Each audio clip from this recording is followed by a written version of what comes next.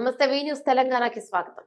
ఖమ్మం, నల్గొండ, వరంగల్ పట్టభద్రుల అభ్యర్థిగా పోటీ చేస్తున్న తీర్మార్ మల్లనకు ఏఐఎస్ఎఫ్ రాష్ట్ర సమితి సంపూర్ణ మద్దతు తెలియజేస్తుందని ఏఎస్ఎఫ్ రాష్ట్ర అధ్యక్ష కార్యదర్శులు కసిరెడ్డి మణికంఠరెడ్డి, పుట్ట లక్ష్మణ్ పేర్కొన్నారు.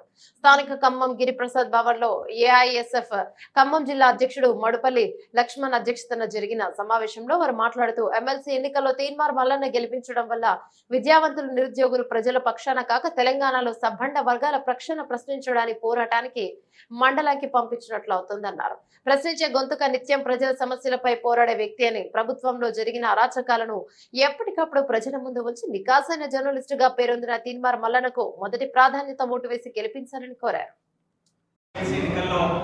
కాంగ్రెస్ పార్టీ అభ్యర్థి తీర్మార్ మల్లన గారికి అఖిల భారత విద్యా సమైక్య రాష్ట్ర సమితిగా సంపూర్ణ మద్దతు తెలియజేస్తా ఉన్నాం.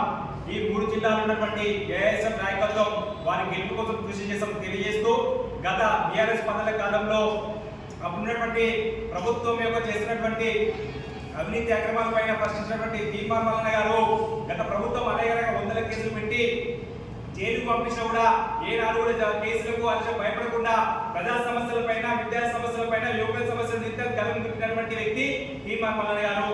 అటువంటి వ్యక్తిని శాసనమండలి పంపించి ఈ యొక్క 3 జిల్లాలో ఉన్నటువంటి పట్టభద్రుల సమస్యల కోసం, వారి యొక్క సమస్యల పరిష్కారం కోసం గలం విప్పే నాయకుడు తీర్మార్ మల్లన గారు. కాబట్టి తీర్మార్ మల్లన గారికి ఈ జిల్లాలో ఉన్నటువంటి పట్టభద్రులు, విద్యావంతులు, మేధావులు ఆయనకు మొదటి ప్రాయంతో ఓటు వేసి గెలిపించి ఆయన శాసనమండలి పంపించాలని చెప్పి మీకు తెలియజేస్తా ఉన్నాం. ఎందుకంటే గత ప్రభుత్వంలో అనేక అక్రమాలు బయట తీసి, అవినీతి బయట తీసి, ప్రజలను కానీ విద్యను చేతం చేసి అనేక రకమైన సమస్యలు పరిష్కరించిన వ్యక్తి మన తీర్మార్ మల్లన గారు.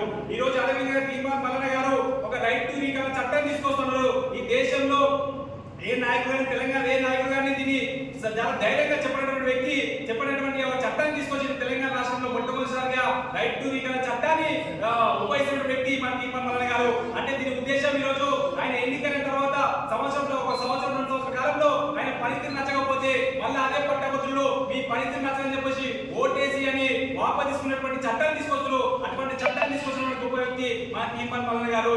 ఈ రోజు ప్రశ్నించే గొంతుగా ఈరోజు ప్రజా సమస్యలపైన, విద్యార్థుల సమస్యలపైన, పట్టభద్రుల సమస్యలపైన అనర్గళంగా మాట్లాడే వ్యక్తి మన తీర్మార్ మల్లన గారు. తీర్మార్ మల్లన గారికి ఈ జిల్లాలో ఉన్నటువంటి విద్యార్థులు, యువకులు, నిరుద్యోగుల పట్ల, అదేవిధంగా విద్యావంతులు, మేధావులందరూ ఒక్కసారి ఆలోచన చేసి ఖచ్చితంగా తీర్మార్ మల్లనకి మొదటి ప్రాంతం ఓటు వేసి గెలిపించాలని చెప్పేసి మేము విజ్ఞప్తి చేస్తాము.